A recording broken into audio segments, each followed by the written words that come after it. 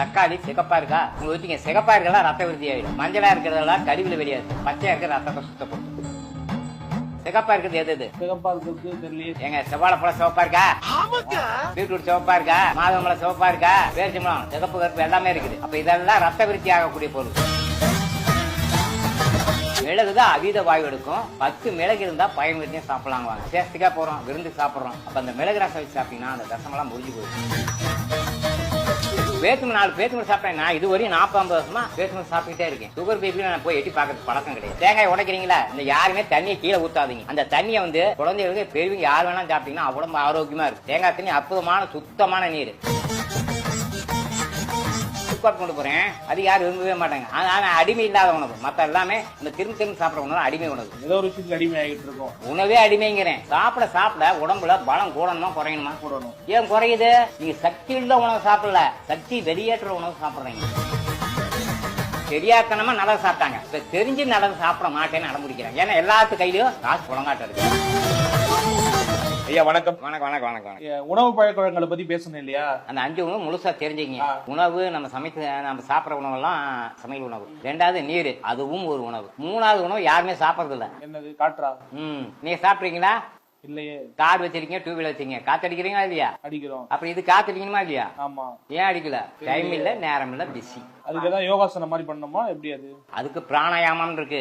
ஏறுதல் பூரகம், 2 வாமத்தால், ஆறுதல் கும்பம் 64, ஊறுதல் ரேசகம் 32, மாறுதல் 1 கண்ணும் அஞ்சனையாமே. அப்படின்னா இது ஒரு கணக்கு இருக்குது. இப்ப அப்பயே அந்த காலத்து கணக்குல நிறைய இருக்கா. இப்ப இந்த உணவு பத்தி பேசும்போது நீங்க சொன்னீங்க இந்த கருவேப்பிலையை தூக்கி போடுறாங்க. கருவேப்பிலைங்கிறது எந்த அளவுக்கு மனிதனுக்கு தேவைப்படுது வார்த்தையில அந்த அடக்கம் இருக்கு. ஆமா. அதே மாதிரி சில பொருட்கள் எல்லாம் சொல்றேன், அதெல்லாம் சரியா தப்பான்னு சொல்லுங்க. இதையும் ஓர எடுத்து வச்சிடறாங்க. இந்த பூண்டுங்கிறத பார்த்தா சில பேர் எடுத்து படாரம் ஓர வச்சிடறாங்க, மிளகு எடுத்து ஓர வச்சிடறாங்க, தக்காளியை சில பேர்லாம் எடுத்து ஓர வச்சிடறாங்க. இந்த 3 உணவும் பாத்தீங்கன்னா எந்த அளவுக்கு மக்களுக்கு தேவையுடையது, உபயோகப்படக்கூடியது? பெருங்காயம் வந்து பெரும் காயம். இந்த உடம்பு என்னங்க பெரும் காயங்கிறாங்க, பெருமை மிகு காயங்கிறாங்க. அந்த காயத்தை வந்து வாய் வெளியேற்றணும். அது சமைச்சிட்டீங்கன்னா அது பாய்ச்சித்திரும், கொஞ்சமாவது வாய் எடுக்கும். மிளகுதான் அதீத வாய் எடுக்கும். 10 மிளகு இருந்தா பயன் விருத்தியும் சாப்பிடலாம். வாங்க எப்படின்னா நம்ம கண்டதான் சாப்பிடறோம். இப்ப விசேஷத்துக்கா போறோம், விருந்து சாப்பிடுறோம். அப்ப அந்த மிளகு ரசம் வச்சு சாப்பிட்டீங்கன்னா அந்த விஷமெல்லாம் முடிஞ்சு போயிடும். அங்க போனா அப்ப வெளிநாட்டுல அந்த அரசனுக்கு அப்படிதான் வச்சு கொடுப்பாங்க. உடனே மிளகு ரசம் வச்சு சாப்பிடுவாங்க. மிளகு சாப்பிட்டீங்கன்னா விஷமெல்லாம் முடிஞ்சு போயிடும். 1 மிளகை வச்சு தான் மந்திரிச்சு கொடுக்குறாங்க இல்லையா? தக்காளி சிகப்பா இருக்கா, உங்களுக்கு வச்சுங்க சிகப்பா இருக்கலாம் ரத்த விருத்தி ஆயிடும். இது ஒரு சிஸ்டம். மஞ்சளா இருக்கிறதெல்லாம் கழிவுல வெளியேற்றும், பச்சையா இருக்கிற ரத்தத்தை சுத்தப்படுத்தும். சிகப்பா இருக்கிறது எது? சிகப்பா இருக்கிறது தெரியலையே, சொல்லுங்க. ஏங்க செவ்வாழைப்பழம் சிவப்பா இருக்கா, பீட்ரூட் சிவப்பா இருக்கா, மாதுளம்பழம் சிவப்பா இருக்கா, பேரிச்சம்பழம் சிகப்பு கருப்பு எல்லாமே இருக்குது. அப்ப இதெல்லாம் ரத்த விருத்தி ஆகக்கூடிய பொருள். சிகப்பா இருக்குல்ல ரத்த விருத்தி ஆகணும். அப்ப உங்களுக்கு அப்ப பிளட் கம்மியா இருக்கிறாங்கிறாங்க, அது கம்மியா. ஏன் சாப்பிடாம இருக்கிறீங்க? ரத்த சோகை உள்ளவங்களா அதை சாப்பிடலாம். அனிமியா இருக்கிறவங்க சோகை இல்ல, சாப்பிடாதவங்க சோகை வந்துடும். சோகை வந்துடும். ஏன் 2 பேத்தும 4 பேத்தும சாப்பிட்டேன். நான் இதுவரையும் 40-50 வருஷமா பேத்தும சாப்பிட்டுட்டே இருக்கேன். சுகர் பேபி நான் போய் எட்டி பார்க்கறது பழக்கம் கிடையாது. ஏன்னா எனக்கு தெரியும். இப்ப யார் உடம்புலையும் பாத்தீங்கன்னா சுகர் நார்மலா இல்ல. 1 வைங்க, 6 சுவை வரிசையா வைங்க. நாக்கில எது சப்பி கொட்டுனா குடல் கீழே போற முடியும் ஒண்ணும் பண்ணல. இப்ப உப்பு போய் யாருக்கு திங்கறீங்க, இந்த சப்பி உங்களோட முழுங்குவீங்களா? முடியாது, கஷ்டம். தோற்பு காசுலாம் அதிகம் சாப்பிட முடியாது. அப்ப சப்பி உங்களோட முழுங்கினா குடல் முடி போய் ஒன்னும் பண்ணாது. எந்த சுவை? இனிப்பு தான். தாய்ப்பால் என்ன சுவை கொடுத்தான்? இனிப்பு. அப்ப ஜஸ்ட் முடிச்சுதா? பழங்கள் என்ன சுவை கொடுத்தான்? இனிப்பு. கொமுட்டுதா? இல்ல. அப்ப என்ன சுவை இருக்கோ நமக்கு கேட்டுக்குது, அதை சாப்பிட்டு போங்க. பிடிக்காத ஒண்ணு எடுத்து மாத்தியா முழுங்கி நீ கசப்ப முழுங்கி, அது ஏன் கசப்ப கொஞ்சமா சேர்த்தீங்க. அது மூலிகை கசப்பு தான் பெஸ்ட். மத்த கசப்புலாம் நீங்க வேஸ்ட். இப்ப எனக்கு இன்னொரு கேள்வி இருக்கு. என்னன்னாக்கா இந்த பால் இருக்கு இல்லையா, இயற்கையா நமக்கு வந்து பசுமாட்டுல இருந்து எடுத்து நம்ம சாப்பிடுறோம், பல காலமா அது இருக்குது. இதுல என்னன்னாக்கா இப்ப ஒரு வாதம் போய்கிட்டே இருக்கு, பாலுங்கிறது சரின்றாங்க ஒரு பக்கம், தவறுங்கிறாங்க. நீங்க எப்படி சொல்றீங்க அதை? இப்ப நீங்க சயின்டிபிக்காவே சொல்றேன். இப்ப பசுமாட்டுக்கு ஆயுள் பலம் எவ்வளவு?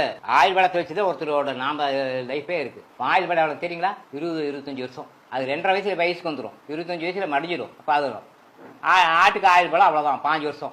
இதெல்லாம் வயசுக்கு வந்துடும். அப்ப எதெல்லாம் வந்து சீக்கிரம் அடிக்குதோ அதனோட உணவு நம்ம சாப்பிடக்கூடாது. லாங் லைஃப் வர மாதிரி இருக்கணும். பால் குடிக்க கூடாது. அப்ப பால் சாப்பிடலாம். நான் ஏற்கனவே சொல்லி அதுக்கு பதிலா தேங்காய் பால் எள்ளு பாத்தீங்கன்னா முளைக்கட்டி வச்சீங்கன்னா அது பால் வரும். தென்னங்கண்ணுக்கு வயசு எவ்வளவு ஆகும்? தென்னங்கண்ணுக்கு வயசு எவ்வளவு?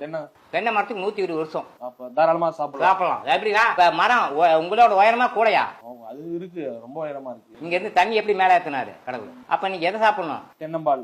தென்னை பாலை சாப்பிடலாம், தேங்காய் தண்ணி குடிக்கலாம். எல்லாம் இந்த தேங்காய் உடைக்கிறீங்களா, இந்த யாருமே தண்ணியை கீழே ஊத்தாதீங்க. அந்த தண்ணியை வந்து குழந்தைகளுக்கு பெரியவங்க யார் வேணாலும் சாப்பிட்டீங்கன்னா உடம்பு ஆரோக்கியமா இருக்கும். தேங்காய் தண்ணி அற்புதமான சுத்தமான நீர். அது தூண்டுக்குடி கூட தண்ணியை நம்ம உடச்சு கீழே ஊத்திடுறாங்க. அது எதை குழம்புல கூட போட்டீங்கன்னா கூட அவ்வளவு பெஸ்ட். இப்ப இந்த பாலையே வந்து நீங்க வந்து தவிர்க்கிறது நல்லதுங்கிறீங்க, மத்தது சாப்பிடலாம், மாற்றாது நல்லது ரொம்ப இருக்குன்ட்டு. இப்ப நான் பால் இருக்கு, பால்ல இப்ப குண்டா கழி வச்சீங்கன்னா நல்லா இருக்குமா, கழுவ வச்சா அப்படி என்ன ஆயிடும்? ஏடு இடம் ஒட்டிக்கிட்டு ஒரு மாதிரி அது கெட்டு போடுறது வந்துடும் இல்லையா? இப்ப நாங்களாம் சுக்காப்பி வச்சு குடிக்கிறோம். அது அப்படியே டம்ளர் வச்சுட்டீங்க, இப்ப காலையில் சுக்காப்பி வச்சு நீங்க குடிக்காம விட்டீங்க, சாந்து முடி இருந்தாலும் கிடவே கிடாது தெரியும். அப்ப என்னன்னா பால் ஊத்துறதுனாலதான், பால் ப்ரிப்பேர் பண்ணி கொடுக்கறதுனாலதான் உள்ளுக்குள்ள வந்து வைப்ரேஷன். உள்ளுக்குள்ள ஃப்ரிட்ஜ் வச்சிருக்கீங்களா? இல்லையா, அது கெட்டுதான் போகும். ஓகே, இப்ப அதையுமே பாலையுமே பதப்படுத்தி மதிப்பு கூட்டி நெய் ஆக்குறாங்க, பன்னீர் ஆக்குறாங்க, அதெல்லாம் இன்னும் கெடுதலா? அப்ப ஆமா சார், அதான் குறிப்பிட்ட வயசுல தேவையில்லை. சாப்பிடுங்க. என்ன சொல்றேன்னா, குழந்தை வளர முடியும் சாப்பிட்டோம் வேண்டாங்க. பெரியவங்க கொஞ்சம் கொஞ்சமா தவிர்த்துட்டு வந்தீங்கன்னா தப்பிச்சிடலாம்.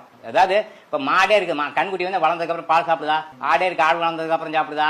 யாருமே பால் தனது தாய்ப்பால குடிக்குது, வளர்ந்ததுக்கு அப்புறம் எதுவும் சாப்பிடல. மனிதன் மட்டும் புறக்கல வந்து போக முடியும். அது ஒரு கௌரவ மரியாதையா நினைச்சுக்கிட்டு இருக்காங்க. அப்படி முன்னெல்லாம் பாத்தீங்கன்னா யாருமே அதிகம் பால் சேர்த்திக்க மாட்டாங்க. எப்படின்னா அன்னைக்கு பண்ணையாரு யாராவது ஒருத்தர் தான் சாப்பிட்டு. அன்னைக்கு வந்து பணக்காரர்களுக்கு குறைவு, ஏழைகள் அதிகமா இருந்தாங்க. அவங்க வந்து அப்படியே இது ஒரு ஃபார்முலா வச்சு சாப்பிட்டு இருந்தாங்க. ஏன்னா நம்ம பால்லாம் வாங்கிட்டு வந்து சாப்பிட முடியாப்பா தான். அப்ப கருப்பட்டி அடிச்சு காய வச்சு அப்படியே வச்சு தண்ணியில வச்சு கொதிக்க வச்சு குடிச்சாங்க. அது தெரியாதனமா நல்லது சாப்பிட்டாங்க. இப்ப தெரிஞ்சு நல்லது சாப்பிட மாட்டேன்னு அடம்பிடிக்கிறாங்க. ஏன்னா எல்லாத்து கையிலயும் காசு புலங்காட்டம் இருக்கு. ஏதாவது பணக்கம் எல்லா கையிலயும் டூ வீலர் இருக்குது, செல்போன் இருக்குது, எல்லாமே இருக்குது.